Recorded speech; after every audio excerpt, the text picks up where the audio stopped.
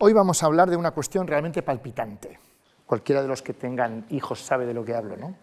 La relación entre el empleo juvenil y la formación profesional es claramente una cuestión palpitante, ¿eh? En realidad todo lo que tiene que ver con el empleo joven lo es. Para eso vamos a hablar con dos personas, dos expertos que han venido esta tarde aquí a intentar compartir con todos nosotros, ¿no?, las inquietudes, las cosas que se hacen bien en España, las que se hacen mal, cómo ha cambiado el concepto de formación profesional. Samuel Bentolila, que es doctor en Economía por el MIT, por el Instituto Tecnológico de Massachusetts, y profesor en el Centro de Estudios Monetarios y Financieros, el CENFI. Buenas tardes, Samuel. Y también Juan Pablo Gamboa, investigador de Orquestra, Instituto Vasco de Competitividad y codirector del Observatorio de la Formación Profesional en España. Buenas tardes. Buenas tardes. Bueno, a los dos os hacemos la misma pregunta para arrancar esto, ¿no? Según la EPA, el dato juvenil en España, el dato de paro juvenil en España es el más alto de Europa, estamos hablando de 26,8%. Si lo comparamos con Alemania, que es un 6,8%, la diferencia es tremenda, ¿no? ¿Dónde está el problema? Sería mi primera pregunta. Bueno, para empezar yo diría que tenemos una cierta obsesión con la tasa de paro y no es suficiente fijarse en la tasa de paro. Nos tenemos que fijar también, por ejemplo, en cuántos días trabajan al año los jóvenes, qué salarios están cobrando, qué tipo de contrato tienen, si es indefinido, si es temporal, si es a tiempo completo, tiempo parcial. Y en todos estos indicadores, si nos comparáramos con Alemania, estamos mal en todos ellos. Entonces, el problema del paro juvenil en realidad tiene dos niveles. Uno es el paro en España es muy alto. Entonces, si uno mira, por ejemplo, el ratio de paro juvenil a paro adulto, por ejemplo, ¿no?, pues siempre es muy alto el juvenil. Es decir, ese ratio es de 2,5, 2,6, o sea que en todas partes cuecen habas, en todas partes los jóvenes es normal. Todavía no tienen experiencia, no saben bien qué es lo que se les da bien hacer, y bueno, pues la inserción siempre es un momento de peores resultados, ¿no? Entonces, eso pasa en todas partes. Entonces, en España, a cierto nivel, como la tasa de paro es también la más alta de Europa, pues la tasa prejuvenil también es la más alta de Europa y simplemente es un múltiplo. Claro, el problema está que si tenemos una tasa de paro del 10 común, pues entonces la juvenil es el 25. Pero claro, eso da una segunda dimensión y es, si es un 25, un 26%, ya la vida no es la misma. Es decir, que eso deja unas secuelas para el desarrollo de los jóvenes, ¿no? Entonces, hay muchísimas causas, no tenemos varios días, claro, para verlo, pero realmente, por un lado, hay problemas estructurales del mercado de trabajo en España. Uno, obviamente, es la temporalidad, otro es cómo se determinan los salarios en la negociación colectiva, etcétera. Esto realmente es común. Y luego, en el caso de los jóvenes, pues los jóvenes sufren, por ejemplo, en la inserción, pues sufren mucho en cuanto a conseguir, tardan mucho tiempo en conseguir empleo y eso hace que las tasas de paro sean más altas. Cuando consiguen empleo son empleos temporales y entonces pues les contratan, les despiden, les contratan, les despiden. Entonces esos periodos en los que están en el paro pues aparecen, ¿no?, en la estadística de paro. Luego además, pues eso, sufren tiempo parcial y bueno, pues tienen un problema de inserción, es decir, que la transición de los estudios al trabajo es una transición lenta y muy accidentada. Es como, por ejemplo, pues tienen muy poca experiencia mientras están estudiando del mundo del trabajo. Entonces, cuando llegan al trabajo, se encuentran que tienen que aprender lo que es el mundo de la empresa. Profesional. Exactamente, ¿no? O sea, esta sensación que hemos tenido cualquiera de los que hemos estudiado en universidades, ¿no? Que realmente la universidad te da muchos conocimientos, pero no te ayuda a hacer la transición hacia el mundo profesional. Es decir, que hay poca conexión entre el mundo universitario y el mundo profesional. ¿Es mejor en la formación profesional? Bueno, Juan Pablo. La formación profesional tiene una tradición mayor en el ámbito de la conexión más directa con la empresa, precisamente porque los orígenes de la formación profesional están muy ligados al tejido productivo y a la empresa. Y ha empezado antes, por ejemplo, el tema de la formación dual, en alternancia entre el centro educativo y la empresa, ¿no? Esto Samuel ha estudiado bastante sobre este tema. Entonces, claro, esa conexión viene un poco de serie con la formación profesional, pero se ha avanzado bastante en el ámbito de la educación universitaria. No es un tema sencillo hacer que la educación sea dual. No es la única forma, además, de que las universidades o los centros de enseñanza superior tengan relación con la empresa. Hay muchas maneras en las que se debe dar esa conexión que al final se transmita al alumnado por parte del profesorado. Pero bueno, yo diría que una de las más importantes ahora mismo es la formación dual, que tiene unas claras ventajas a la hora de... bueno, tiene muchas ventajas. Primero, por parte de la empresa, de atraer talento, de formar el talento, coformar el talento con los centros educativos.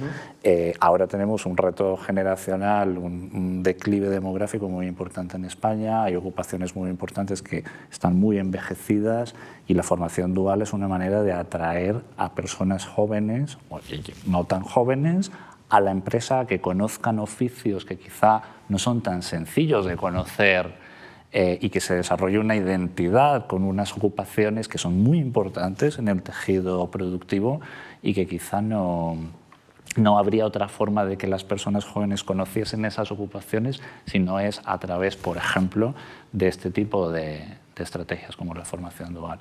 Pero la formación profesional y los que tenemos una edad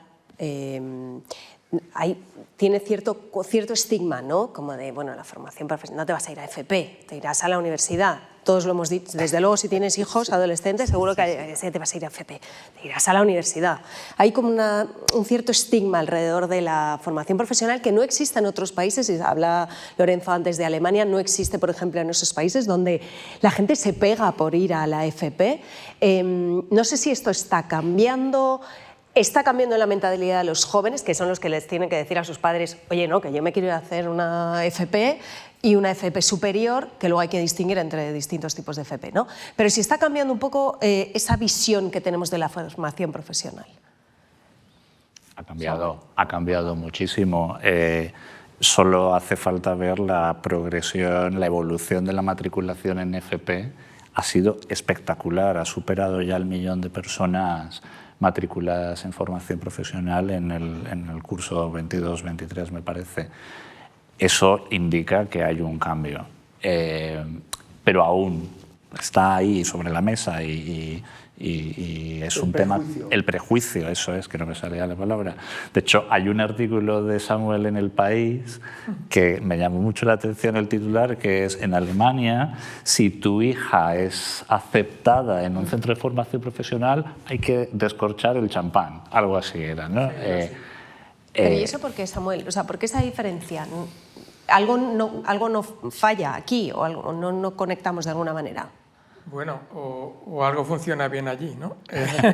Es decir, allí, bueno, por ejemplo, un país como Alemania o Suiza, pues tienen una tradición industrial muy potente, y mientras que aquí la industria ya es un sector minoritario, es como el 15%, pues en Alemania han conseguido mantener un nivel, una proporción mucho más alto. Entonces, allí una cosa que tienen es que también, digamos que mandan por sendas diferentes a los chicos desde bastante pronto. Entonces allí pues realmente los estudiantes en un momento dado deciden entre una senda más académica y una senda más profesional desde más temprano que nosotros, ¿no? Y por otra parte, la formación profesional es de muy buena calidad y por lo tanto está bien considerada por las empresas. Las empresas, por tanto, quieren contratar a estos jóvenes que se forman en FP, están bien pagados, son unas carreras muy estables y eso también ayuda porque realmente sabes que es una perspectiva de carrera profesional estable, que a lo mejor al final normalmente acabas ganando menos que un graduado universitario, pero a lo mejor el otro tiene más altibajos, ¿no? Y entonces pues yo creo que esos son factores que realmente importan, pero en España yo creo, como dice Juan Pablo, que está cambiando la cosa. En los últimos 5 años la matrícula de la FP en grado medio está por encima del 20% de aumento y superior todavía más. Sí. Pero eso también es un reto, porque ahora nos faltan profesores. Claro. Digo porque en los telediarios lo hemos estado contando. Tenemos ahí un gap, tenemos un agujero, que no hay profesores suficientes para el FP, hay más demanda que plazas. Y esto también es una cosa que quizá va más lenta, ¿no?, de lo que debería. Sí, ahí la Ley Orgánica de Ordenación de la Formación Profesional, que se aprobó en el año 2022, bueno, está intentando inyectar una cantidad muy importante de recursos para no solamente estimular la matriculación, sino abrir muchos ciclos formativos de grado medio y grado superior, las titulaciones de FP, en un amplio abanico de ámbitos y en ámbitos como inteligencia artificial, Big Data, ciencia de datos, todo este tipo de cosas, pero además, pues claro, que haya plazas suficientes en esos ámbitos. De todas maneras, si me permitís, a mí me gustaría volver a la pregunta inicial de Lorenzo, de las explicaciones por las razones por las cuales se dan estas cifras de desempleo juvenil en España. Samuel ha ido más por la parte del empleo, pero yo daría un paso atrás y es el nivel de formación de los jóvenes y las jóvenes en España. O sea, aquí hay varios vectores. Uno, ¿qué formación? ¿El nivel de formación? Sí. Claro, tenemos un imaginario y es verdad que estamos ante la juventud mejor formada de la historia, ¿no? Esto lo oímos mucho, pero hay unas cifras que llaman mucho la atención. Primero, el desempleo también está completamente vinculado al nivel formativo. En España tenemos un problema muy serio de abandono educativo temprano. Estamos así como estamos a la cabeza de Europa en desempleo juvenil, estamos a la cabeza de Europa en abandono educativo temprano, que significa que hay un importante porcentaje de jóvenes entre los 18 y los 24 años que no terminan la segunda etapa de educación secundaria. Es decir, que se quedan como máximo con la educación secundaria obligatoria, que sería la primera etapa de educación secundaria. Esto es un problema grave porque está muy vinculado con esa dificultad en transitar al mercado laboral y si transitas al mercado laboral en unas condiciones aceptables. Entonces, ¿qué nivel formativo tienen las personas? Bueno, pues hace que tengas unos resultados u otros, pero es que si no tienes un nivel educativo suficiente, tenemos un problema. Y eso está pasando en España y estamos, como he dicho, a la cabeza de Europa. Y esto a lo mejor nos llevaría, dando un paso atrás, al nivel educativo en España. Es decir, todos sabemos que el sistema académico español es un sistema basado especialmente en memorización y evaluación de contenidos, donde a lo mejor se hace poco seguimiento a los alumnos y a las alumnas para encontrar talentos, ¿no? Para decir, bueno, tú serías muy bueno en esto, o al menos desarróllalo, porque parece que tienes estas capacidades, ¿no? En cambio, todo se apoya en los profesores, seguramente son las primeras víctimas, ¿no? En dar unos contenidos y luego evaluar si esos alumnos se han aprendido lo que les he enseñado. Claro, a lo mejor esto también en Alemania se hace distinto, ¿no? Quiero decir que esto es importante. Sí, es que en España tenemos, para digamos, reforzar lo que ha dicho Juan Pablo, tenemos una educación en estructura de reloj de arena, es decir, tenemos comparado con, digamos, el país medio de Europa, ¿no? Entonces tenemos una proporción más alta de personas que se quedan solo en la educación obligatoria. Luego, sin embargo, en la postobligatoria secundaria, bachillerato o FP, tenemos una proporción más pequeña y luego una proporción de universitarios más grande o parecida, ¿no? Entonces, y la parte esta de la cintura estrecha realmente tiene mucho que ver con este estigma que decía Alejandra, de que no es tanto en ramas más académicas como el bachillerato, sino en la FP, ¿no? Y entonces, en cuanto a calidad, tenemos un problema también. Por ejemplo, también por seguir con la comparación internacional, la comparación obvia es con estos exámenes que se llaman PISA, que hace la OCDE cada varios años, que se hace a los 15 años. Entonces ahí les examinan de matemáticas, lengua y ciencias, ¿no? Y ahí, claro, la OCDE es un conjunto muy amplio de países, son 38 países, no son solo países ricos, también está Colombia, Chile, Turquía, es decir, que es más variado que simplemente el club de los países ricos, ¿no? Entonces, pues ahí salimos hacia la mitad normalmente de ese rango de países, ¿no? O sea que si nos comparáramos, por ejemplo, solo con países europeos, estaríamos más abajo de la mitad, ¿no?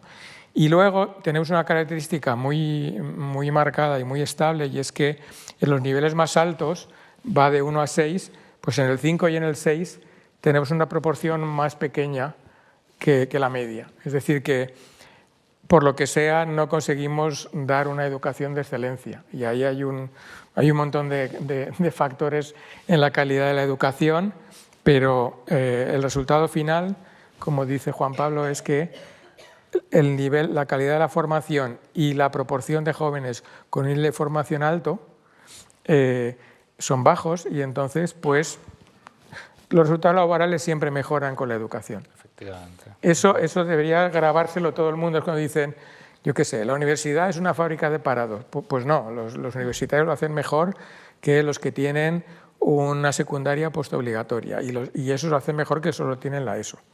Entonces, esto es vital. Pero cuando hablas de ese árbol, ¿no?, que se va estrechando un poco en la secundaria, en el bachillerato, y luego volvemos que se agranda, estamos, digamos, yendo a una especie de sobrecualificación de trabajadores. Quiero decir, tenemos más trabajadores demasiado cualificados para hacer trabajos que se piden de otro tipo, y entonces nos falta ahí un poco de, en la parte intermedia, de trabajadores, o se me ocurre universitarios que están haciendo trabajos que quizá no estarían para su nivel, digamos, ¿no?, que tendrían que ocupar otra gente que no ha hecho ese grado medio, no sé. Yo diría que pasan las dos cosas. Hay un fenómeno muy importante en España de infracualificación, en el sentido, como lo comentaba Samuel, que hay un porcentaje muy importante de la población que su nivel educativo no supera la educación obligatoria. Eso pasa en el conjunto de la población y pasa también en los jóvenes. Y los jóvenes no son todos iguales, hay diferentes tipos de jóvenes, y hay personas donde ese nivel educativo bajo, por decirlo de alguna manera, es más alto en ciertos tipos de jóvenes. Entonces, ahí tenemos un problema, y además de un problema, es una ventana de oportunidad muy importante para la formación profesional. Profesionalizar muchas personas, incluso que están trabajando, a través, por ejemplo, de la formación profesional. Ese es un fenómeno que tenemos. Y el otro fenómeno es que efectivamente las tasas de sobrecualificación en España son muy altas. Lo que pasa es que la sobrecualificación no se da porque tú tengas mucha gente muy formada. Se da porque tenemos mucha gente cuyo nivel educativo no se corresponde con el nivel educativo que requiere la ocupación que está desempeñando. Y ahí hay una ineficiencia del mercado laboral bastante importante. No puedes formar a la gente si el sistema productivo no está preparado para aprovechar esas habilidades. Claro, yo contrato a una persona en una empresa que tiene un nivel educativo muy alto y hace labores universitarias, pero le pago como una persona de un nivel inferior. Bueno, pues y además ocupa un puesto que quizá debería ocupar otra persona. Efectivamente. O sea, que al final haces un tapón. Efectivamente. Entonces, una vez las personas están en el empleo, tenemos ese problema. Hay unos porcentajes muy, muy, muy importantes de personas que están sobrecualificadas respecto del puesto de trabajo que están desempeñando. Y volviendo a la formación profesional, ¿cuál es la radiografía de la formación profesional en España? Es decir, ¿va mejor en algunas autonomías, en algunas... Tú que vienes del País Vasco, que ahí parece que lo tenéis, que hay una mayor conexión entre la formación profesional y la industria. ¿Cuál es la radiografía? ¿Hay formación profesional de distintos niveles? ¿Tiene más éxito una que otra? ¿Me podéis hacer una foto de la formación profesional en España? Esto se lo voy a dejar de entrada a Juan Pablo y yo, si acaso, añado. Porque... A ver, hay varios vectores aquí para analizar. Efectivamente, la formación profesional ha tenido un incremento en matriculación, como hemos comentado antes, espectacular. Sin embargo, dentro de la propia formación profesional hay realidades distintas. Una cosa es que se matricule mucha gente y otra cosa es que esas personas terminen. Y es otro tema importante. Estamos mejorando en matriculación, en diversidad de ciclos formativos, en conexión con la empresa, porque ahora la ley a la que he hecho referencia antes va a dualizar todo el sistema. Toda la formación profesional tiene que ser dual. La formación de certificados profesionales y de ciclos formativos tiene que ser dual, con diferentes intensidades. Cuando dices dual, exactamente, ¿te refieres a? A que la formación se hace en alternancia entre los centros educativos y las empresas. Ajá.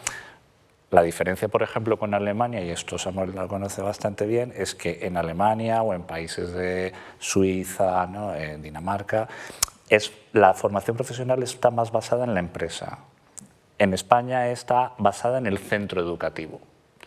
Entonces, claro, esa conexión con la empresa aquí nos cuesta más, porque allí son las empresas, las cámaras de comercio, las que dinamizan la formación profesional. Aquí se ha dinamizado desde los centros educativos. Entonces tenemos ese paso adicional que hacer de conectar con la empresa. Se están dando pasos muy importantes, no es sencillo, porque la empresa tiene que empezar a asumir un rol de formadora. Y eso no es fácil. Entiendo. O sea, la empresa está a pagar facturas, a pagar nóminas, a sobrevivir y ya si eso nos formaremos nosotros y si nos queda tiempo ya formaremos a otros.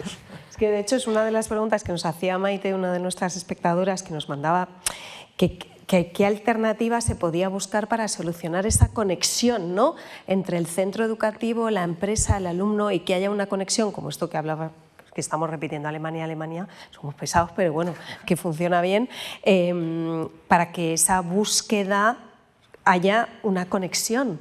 Porque es lo que, y preparando esta sesión, es verdad que muchas empresas se quejan, uno, de falta de conocimiento, que no tienen muy claro cómo funciona esto de la formación dual. Otros se quejan también de la falta de horas para los tutores que tienen que dar un poco esa formación a los chavales que vienen de la FP. O sea, que eso también habría que reforzarlo, ¿no, Samuel? Sí, a ver, es que primero, que quizá no le hemos explicado, la formación profesional de grado medio dura 2 años y se suele empezar sobre los 16 años, ¿no?, cuando uno ha acabado la ESO. La formación profesional de grado superior sería el paso siguiente y se puede ir desde la formación profesional de grado medio o desde el bachillerato también. Y eso ya sería pues a partir de 18, más o menos, ¿no? Entonces, un dato que no quería dejar pasar antes de contestar, porque Juan Pablo lo ha dicho, pero revisando las cifras de abandono, a ver, hay un señor que dijo: sin datos, solo eres una persona más dando tu opinión, ¿no? Entonces, en FP media, la tasa de abandono de los hombres es el 43% y de las mujeres el 33%. Y en FP superior los hombres el 30%, de las mujeres el 22%. O sea que Pero son realmente tasas altas de abandono. Entonces, claro, empiezan pero no consiguen terminar. Entonces esto, claro, es una...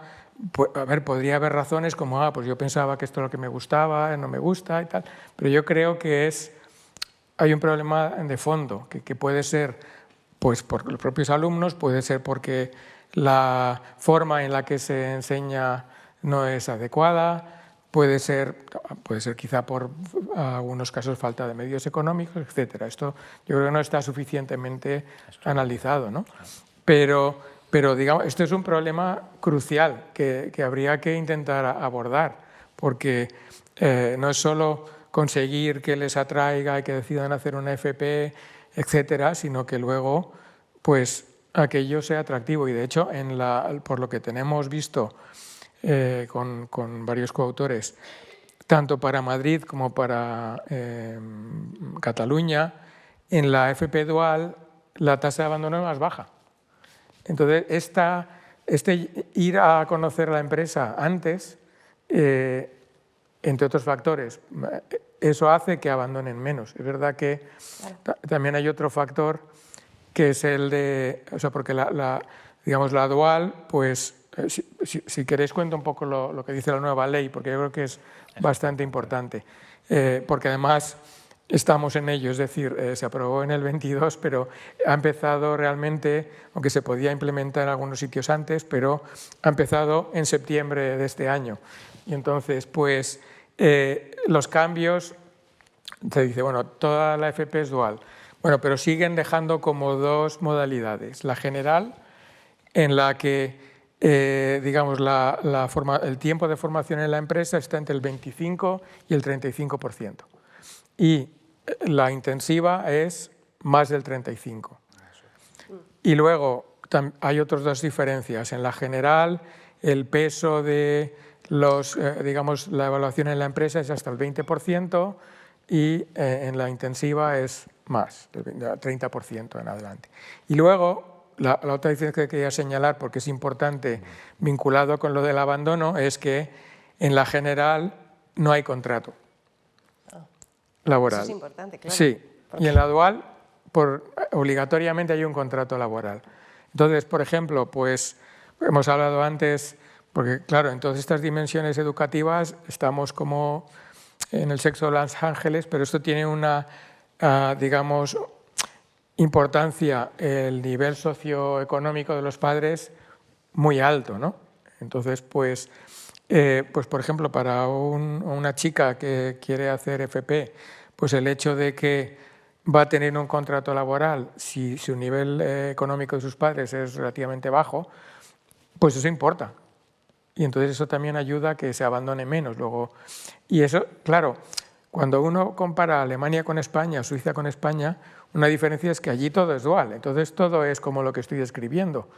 En España no, hasta ahora pasaban los que no eran duales, que son el 90 y pico %, o sea que no, estaban 3 meses en la empresa y ya está, y no les pagan. Como becarios, vamos. Como becarios sin beca. Claro, claro. Claro. Y hay, o sea, porque solemos asociar la formación profesional a la industria, pero no siempre es así, ¿no? De hecho, es un porcentaje bajo el de la industria, comentábamos antes de empezar, ¿no? Y luego, ¿hay formaciones profesionales asociadas a empleos de ahora, es decir, asociadas al medio ambiente? No sé, te oí el otro día en una conferencia, Juan Pablo, que hablabas de preparar para empleos del futuro y no del pasado, que no me acabó de quedar claro a qué te refieres con empleos del futuro y del pasado, ¿no? Entonces, ¿la formación profesional ofrece alternativas que no son industria?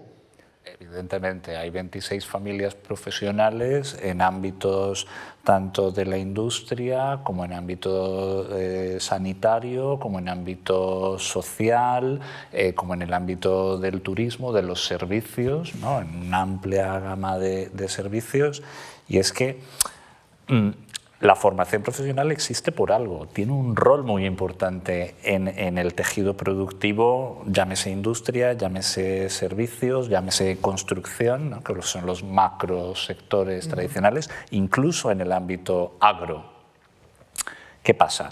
Que todas estas ocupaciones con la inteligencia artificial, con los retos medioambientales que tenemos sobre la mesa ahora mismo, las ocupaciones que están de alguna manera diseñadas para que sean desempeñadas por personas que provienen de la formación profesional van evolucionando con los cambios tecnológicos, con los retos, como he dicho, de sostenibilidad medioambiental.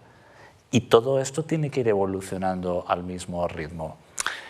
Por ejemplo, el rol que tiene la formación profesional en el ámbito digital es clave, y sobre todo cuando hay una escasez de talento muy importante en este ámbito. Los empleos del futuro, pues con toda la evolución de la inteligencia artificial, Big Data, tal, ese tipo de empleos no solo son desempeñados por personas universitarias. En varios estudios que han hecho compañeros y compañeras de orquesta del Instituto Vasco de Competitividad se ha descubierto el gran potencial que tiene la formación profesional para cubrir ocupaciones del ámbito digital en las que no hay gente universitaria y tienen, claro, con complementos formativos un potencial enorme, y tenemos que pensar que la formación no acaba en un día y una hora específica. Es decir, la formación a lo largo de la vida, y las personas de formación profesional se tienen que seguir formando. Ahora hay másteres de la AFP que antes no existían. Entonces, las personas de grado medio tienen la posibilidad de hacer una especie de máster que les da un título de especialista. Las personas de grado superior tienen la posibilidad de hacer lo que se llaman cursos de especialización que les dan el título de máster en FP. Entonces, claro, la FP va evolucionando. Y antes has mencionado el tema del medio ambiente. Justo comentábamos antes, ¿no? Mañana presentamos el informe del Observatorio de la Formación Profesional en España, que codirijo junto con Mónica Mosso de CaixaBank Dualiza, y ahí hemos identificado el rol que tiene la formación profesional para apuntalar la transición medioambiental, la transición sostenible. Y hemos identificado que hay un montón de ocupaciones verdes que están directamente vinculadas a la formación profesional, y que, como no seamos capaces de atraer personas a los ciclos formativos que están vinculados con esas ocupaciones verdes, vamos a tener un problema, porque hay unos retos medioambientales enormes en España que de aquí a 2030 tenemos que mejorar en un montón de indicadores, y para eso necesitamos gente de FP que, por ejemplo, en el ámbito de la agricultura, que sea agricultura sostenible. Hay un montón de ocupaciones del ámbito agro que están vinculadas a la formación profesional. Hay que hacer mucha más agricultura ecológica de la que se hace hasta ahora. Si no, no vamos a conseguir los objetivos de restauración de la biodiversidad. Necesitamos muchas personas en el ámbito de la construcción que sepan de formación profesional, que sepan de construcción sostenible, que las nuevas construcciones que se hacen en España sean bajas o nulas en emisiones de gases de efecto invernadero. Los técnicos en construcción que se forman en la formación profesional tienen que saber eso. ¿Y todo esto se explica? O sea, todo esto, vais a las escuelas a decir, oiga, o sea, que a los colegios, no sé, o sea, que tenéis estas opciones. Bueno, a ver... ¿O somos los medios de comunicación los que fallamos y no explicamos suficiente lo que habría que saber, ¿no? Yo quería dar un par de pinceladas, una de progreso técnico y inteligencia artificial, y luego de tema ecológico. Te lo digo porque nosotros somos periodistas y yo de esto no tenía ni idea. Sí. O sea, no me entero de nada. Y trabajo en información. Quiero decir, imagínate la gente que está en los colegios, ¿no? Claro. Sí, eso. A ver, progreso tecnológico, ahora estamos con la inteligencia artificial que está empezando, con lo cual es difícil predecir, ¿no? Pero tenemos el ejemplo del vapor, cuando se descubrió el vapor, la electricidad, luego los ordenadores personales. Entonces, esta es como la cuarta revolución tecnológica, que es maravilloso. O sea, la subida del nivel de vida se basa fundamentalmente en que conseguimos hacer cosas mejor, con mejores tecnologías, ¿no? Entonces, las tecnologías siempre han destruido algunos puestos de trabajo y creado unos nuevos. Y hasta ahora siempre el efecto neto ha sido bueno. Es decir, no tenemos una tasa de paro que tendencialmente haya subido, ha sido bastante estable. Simplemente se destruyen algunos empleos, algunas ocupaciones, se crean en otros. Esto es lo que está justamente señalando ahora Juan Pablo, ¿no? Entonces, claro, antes lo que se hacía es sustituir tareas manuales, ¿no?, de la agricultura, de las manufacturas, luego pasó a ser más tareas rutinarias, ¿no? Pues lo que hacían los contables pues ya no hace falta porque lo hace un programa. Entonces, y eso va a seguir sucediendo. No sé, yo creo que todos hemos visto estos vídeos en YouTube de un robot que hace unas cosas magníficas que no necesitas tener un trabajador ahí, sino que lo hace el robot, ¿no? Esto va a seguir pasando. El tipo de trabajos que no se van a sustituir, porque hasta ahora no es tan fácil, esos que tienen relación con otras personas, ¿no? Yo qué sé, comerciales, cosas de este estilo, atletas, etcétera. Pero ahora la inteligencia artificial, lo que pasa es que para tareas que antes hacía falta la inteligencia humana, ahora hay estos algoritmos que aprenden, que no se sabe muy bien cómo aprenden, pero tú les metes ahí la información, millones de datos y aprenden. Entonces están reemplazando a tareas más abstractas, ¿no? Entonces, pues, por ejemplo, ChatGPT, ¿no? Es este que tú le preguntas y te contesta, ¿no? Bueno, es increíble, ¿no? Que, bueno, o le escribes o le hablas, ¿no?, directamente, ¿no? Te dice, y entonces te da una respuesta que está muy bien. Esto realmente puede reemplazar a muchos empleos. Todavía tiene problemas porque primero que se dice alucina, ¿no? De repente no, se inventa los datos, ¿no? De repente te dice y te pone una referencia bibliográfica de un artículo que no existe, ¿vale? O sea que hay que llevar cuidado. Todo menos reconocer, no sé lo que me ha preguntado. Pero a veces tú le dices, no, oye, pero esto, te dice, ah, sí, perdona, me he equivocado. Pero entonces lo vuelve a intentar. Y entonces lo vuelve a intentar. Sí. O por ejemplo, comete errores aritméticos que tú no harías, ¿no? Entonces, pero va a mejorar, ¿no? Entonces, ¿qué pasa? Que pues si yo como profesor, que lo soy, a un nivel no es de FP, es de máster, pero bueno, la reacción típica es, bueno, pues voy a asegurarme de que no usen ChatGPT y si lo usan les castigo. No, lo que hay que hacer es, sé que lo van a usar, es imposible que no lo usen, lo que tengo que hacer es fomentar que lo usen, pero que lo usen bien. Porque no les voy a enseñar tareas rutinarias que ya no van a hacer en el trabajo porque lo van a hacer los algoritmos y los robots. Pero claro, para eso yo tengo que ser capaz de manejar eso. Y ahí entra un problema que tú has señalado, es que los profesores también tenemos que estar reciclándonos continuamente. Y eso, ahí fallamos. Yo creo que fallamos a nivel de primaria, de bachillerato, de FP y de universidad. Y además, las personas que ya estamos en el mercado laboral, ¿no? Porque comentabas los trabajos del futuro. Bueno, aparecen nuevos trabajos, pero las ocupaciones que continúan evolucionan. Y las personas que ya estamos ahí trabajando tenemos que evolucionar. Eso es formación profesional y la gente no lo sabe. El reskilling, que se llama, ¿no?, en inglés, esta recualificación o el aumentar las competencias profesionales dentro de nuestro puesto de trabajo, no es solo cuestión de hacer un máster, que también, o de hacer otra carrera o un doctorado. Es cuestión de hacer formación a lo largo de la vida y eso es formación profesional. Y toda esa actualización, como bien comentaba Samuel, bueno, pues la FP se tiene que poner al día y se está poniendo al día para poder dar los últimos contenidos, conocimientos y avances. Y aquí volvemos al tema de la relación con la empresa. La FP aprende, la universidad, por ejemplo, su base es la investigación científica, ¿no? Entonces el profesorado, un profesor de medicina sabe las últimas técnicas porque la investigación científica dice esto es la mejor técnica para curar o operar un cáncer o lo que sea. En el ámbito de la formación profesional es la investigación aplicada. La investigación aplicada a casos reales que se dan en el tejido productivo. ¿Cómo hacer mejor la agricultura ecológica, por ejemplo? Eso se tiene que investigar dentro de la FP y pasa, y esto la gente no lo conoce. Por ejemplo, antes me decías, bueno, cuéntanos algo del País Vasco. Pues os puedo contar algo del País Vasco.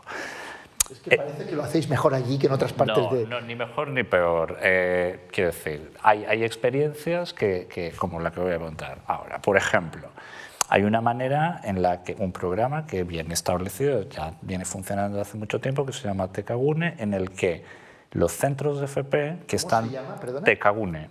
Tekagune. Tekagune. Ese programa que hemos analizado recientemente en Orquestra lo que hace es poner en relación a los centros de FP con las empresas. Las empresas pequeñas, que son el 99% de las empresas de este país, son pymes y micropymes. Claro, el conocimiento que pueda adquirir esa empresa no va a venir de una universidad o de un centro tecnológico, va a venir, que también, pero principalmente de un centro de FP. Pero tú les tienes que poner a hablar y a dialogar. Y les pones a dialogar haciendo proyectos de investigación en donde la FP, los centros tienen maquinaria, tienen equipo, tienen instalaciones, tienen laboratorios que le ayudan a esa empresa a desarrollar, por ejemplo, un prototipo. Es un proyecto de investigación aplicada. ¿Quién aprende? Todos. Aprende el centro de FP porque el profesorado está viendo las problemáticas de la empresa. Aprende la empresa porque se le está desarrollando una solución innovadora a una necesidad que tiene para ser más productiva, más competitiva. Aprende el alumnado porque el profesorado todo lo que aprende vía esos proyectos de innovación aplicada, investigación aplicada, los puede llevar al aula con el alumnado, ¿no? O para el alumnado. Y el alumnado está conectando con la necesidad. Entonces, las empresas van avanzando, el centro de FP adquiere ese conocimiento, pero también da conocimiento nuevo a la empresa. Y es un círculo virtuoso. Yo quería volver a esto que decías antes, Samuel, de los contratos, a esto de los datos. Porque hablábamos del abandono, esas tasas altísimas que habéis dado de abandono dentro de la FP, pero yo quiero hablar del lado luminoso de la FP, que también lo existe, de las tasas de inserción laboral. ¿De qué tasas de inserción laboral estamos hablando los chavales que acaban la FP? Y en esa formación dual, con esos contratos que contabas que hacen las empresas, ¿son contratos que luego es muy fácil que ese chaval o esa chavala acabe trabajando en esa empresa? ¿Se suele dar esa simbiosis? ¿Es más fácil acabar en la empresa en la que has estado haciendo esas prácticas remuneradas, digamos? Sí. Por terminar, por bajar del País Vasco al mundo real, yo quería decir que... sí, Cataluña también lo hace muy bien en FP, por cierto. Bueno, oye, bien, bien. De hecho, cuando se implantó la FP Dual en Cataluña era menos novedad porque ellos ya hacían algo más similar, ¿no? Pero lo que decía el mundo real es que los profesores necesitan apoyo. Los profesores tienen muchas veces malas condiciones de trabajo. La temporalidad, por ejemplo, ha bajado mucho en el sector privado, muchísimo. El sector público ha bajado muy poco, y en partes en sanidad y en partes en educación. Y tenemos insuficientes profesores. Entonces, los que están tienen una sobrecarga de trabajo enorme. Entonces, si no pueden con el día a día dar las clases, etcétera, tienen unos horarios muy largos, les dices que se formen, pues no es fácil. Y además, o sea, tienen que tener apoyo, tienen que tener, pues, digamos que el centro, poniéndose de acuerdo con empresas, lo que sea, pero que tengan ese tiempo para poder hacerlo, y esto no es fácil, no es fácil. Y por otra parte, otra cosa que se hace en estos países que lo hacen mejor que nosotros es que hay como una especie de inspección del profesor. En España los inspectores suelen ir a hablar con el director, pero no van al aula a ver cómo se dan las clases, a menudo. Entonces, o sea que, y la inspección es lo que hace, si luego hay un apoyo de, bueno, pues vamos a darte cursos para que te recicles, ¿no? Eso es algo que nos está fallando. Entonces, no quería dejar de señalarlo porque es algo que en otros países se pone más hincapié en ayudar al profesor a reciclarse, y también los contenidos de los cursos se suelen actualizar periódicamente, y aquí casi los profesores lo hacen un poco bajo el radar, es decir, que ellos lo tienen que hacer, pero no hay institucionalmente no está contemplada la modificación. Entonces, las tasas de inserción de FP, bueno, primero que quería decir es que estamos hablando de la dual, pero estamos hablando un poco en el aire, porque la dual, que se implantó en 2012 precisamente para intentar que la inserción fuera mejor y copiando otros países, ha avanzado muy despacio. Empezó con la superior, pero todavía estamos en el 8%. O sea que es poco. Incluso menos. Y en el grado medio, que empezó un poco más tarde, en el 5%. Claro, ahí hay lo que decías de la heterogeneidad, hay regiones donde se hace mejor. Pues sí, por ejemplo, Navarra pues es un líder. En Navarra, en la superior es un 22% y en el grado medio un 19%. Claro. ¿Y por qué? ¿Por qué es mejor? Pues no lo sé, la verdad. Bueno, pues yo sí te voy a decir por qué. Porque está mucho más, la formación profesional está mucho más vinculada al tejido productivo. Hay una simbiosis. Es un territorio más pequeño, está todo más, o sea, hay más conexión, quiero decir. Y por el tipo de tejido productivo, Navarra es una comunidad autónoma muy industrial. Y la FP dual, bueno, pues no es sencilla, no es igual de sencilla desplegarla según qué ramas qué familias profesionales. Por ejemplo, en el ámbito sanitario es muy complicado, porque está muy vinculada al ámbito público y muy regulado todo. ¿Quieres decir que es muy difícil que estos chavales que han estudiado eso acaben trabajando en un hospital, en un centro de salud? Dualizar la formación profesional en ese ámbito, hacer que se dé esa formación dual. Claro, que estén formándose in situ en un sitio. Eso es. En cambio, en el ámbito industrial hay más recorrido esa figura del aprendiz de antaño en ese tipo de ámbitos que, por ejemplo, pues, como el industrial, en el que en Navarra, en comparación con otras regiones de España, pues está más desarrollado. De todas maneras, hay que decir, volviendo a la pregunta que hacías de las tasas de inserción, si cogemos, por ejemplo, los chicos y chicas que terminan en los primeros 4 años, ¿no? Bueno, pues para darte un ejemplo, en el ámbito del grado medio, a los 4 años las tasas de inserción laboral rozan un poquito más o menos el 68,6%, ¿no? Al 4.º año de haber terminado los estudios. En el grado superior pues roza ya el 69,8%. Pero esas tasas de inserción laboral varían muchísimo en función del tipo de FP que estudias, en 2 niveles. ¿Qué familia profesional? No es lo mismo estudiar ámbito STEM de ciencia, tecnología, ingeniería en el ámbito de la formación profesional, o TIC, que la hay y mucha formación profesional de ese ámbito, o industrial. No es lo mismo ese tipo de familias profesionales que tienen muy buena inserción laboral a familias más orientadas a los servicios. Pues en el ámbito, por ejemplo, del turismo, de la hostelería, que también hay formación profesional. Entonces, hay variaciones muy importantes en cuanto a familias profesionales, en cuanto a territorios. Esa es como una parte. Pero hay otra parte muy importante que explica por qué hay unas diferencias y es qué tipo, una vez estás dentro de una formación profesional, si es dual o no es dual, ¿no? Y ahí conecto con lo que comentabas y esto Samuel lo ha estudiado mucho, quien hace dual tiene mucha mayor probabilidad de quedarse trabajando. Entonces sí que las tasas de inserción laboral de aquellas personas que hacen formación dual, en comparación con aquellas que no lo hacen, son mayores. Las tasas de inserción son mayores. Claro, la persona se ha formado en la empresa, conoce las dinámicas profesionales, la empresa le ha formado un poco, ha ayudado a formar, ¿no? Ha contribuido a formar en lo que necesita y eso pues tiene un reflejo en la inserción laboral. Sí, ¿Y existe efectivamente esa simbiosis con la empresa en la que has estado formándote, digamos, Samuel? Sí, nosotros hemos mirado a 2 comunidades, en Madrid y Cataluña, y hemos pues, unido la información educativa con información muy buena laboral, porque es los contratos en la seguridad social, ¿no? Entonces realmente es lo que de verdad está sucediendo, ¿no?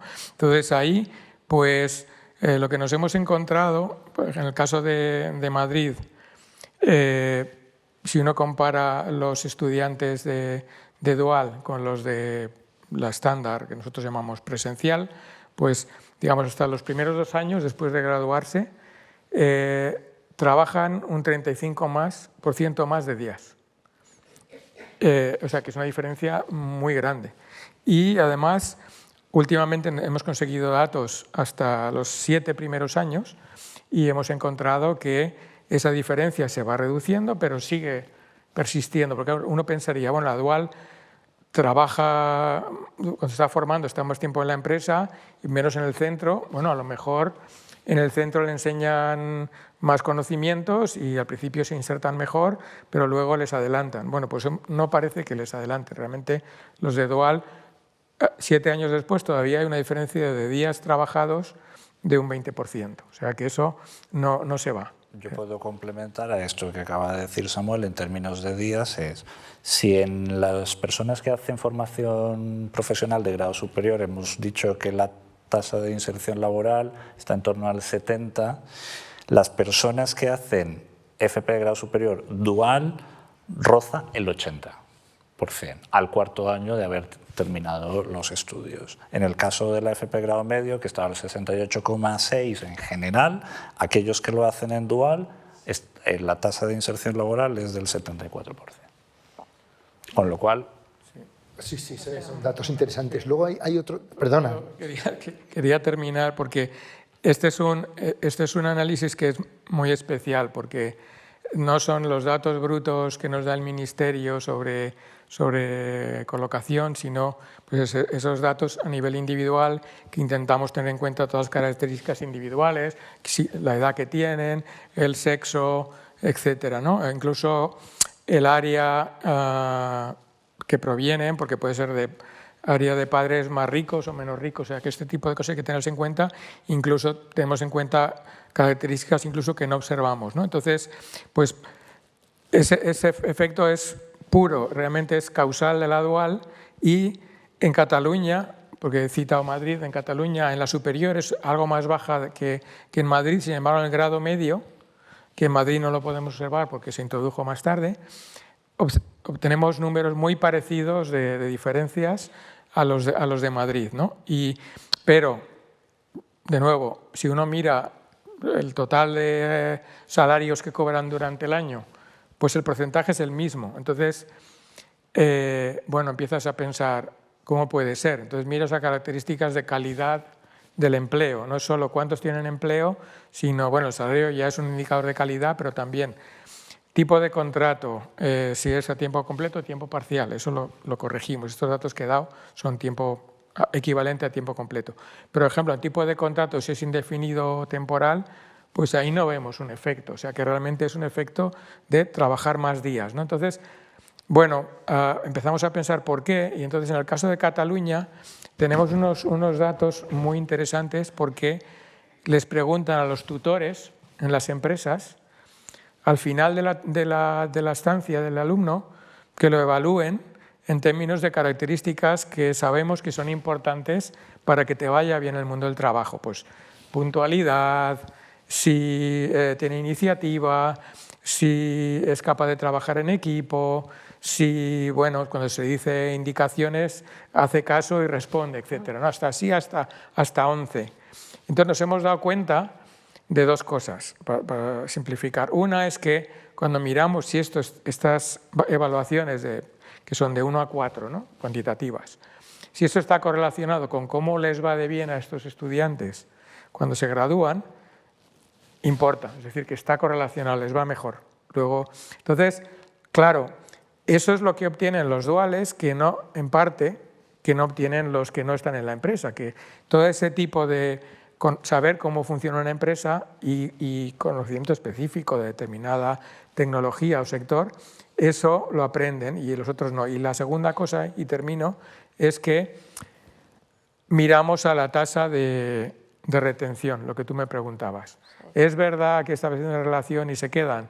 Pues sí, los duales se quedan mucho más que los otros, que los presenciales. De hecho, los presenciales prácticamente no les vuelven a contratar, mientras que los duales En Madrid estamos en cifras, claro, es un periodo distinto, ¿vale? Pero como del 20%, en Cataluña más de como del 40%, no llegamos a Alemania, que es el 60 o 70. Pero bueno, es una vía, ¿no? Y entonces esto es realmente vital. Y de hecho, lo que ha decidido la ley de ir hacia la dualidad es una buena decisión. El tema es hacer todos los cambios que hacen falta para que eso funcione bien. Nos quedan solo unos minutos de sesión y quería hacer algunas de las preguntas que nos han enviado por correo. La de Maite ya la hemos contestado. Yolanda nos preguntaba un poco por las diferencias entre Alemania y España, que yo creo que también hemos hablado durante la charla. Y nos preguntaba Isabel de Miquel qué papel juegan los inmigrantes también en esta necesidad de cubrir los empleos en España, también en cuanto a al empleo juvenil, y un poco si existe también un plan de formación para estos inmigrantes que vienen de fuera, ya quizá con una edad que ya están pues, justo a punto de salir del sistema educativo, ¿no? Digamos. Yo creo que esta pregunta es importantísima. Nosotros hemos enfocado también mucho los análisis que hacemos en el Observatorio de la FP en la inclusión social, ¿no? Y aquí vemos varias cuestiones. Una, hemos hablado al principio de la sesión del nivel educativo de la población. Si bien en el conjunto de la juventud española hay un porcentaje muy importante que tiene un bajo nivel educativo, ese porcentaje aumenta entre la población extranjera. Y no es cuestión de demonizar a la población extranjera, todo lo contrario.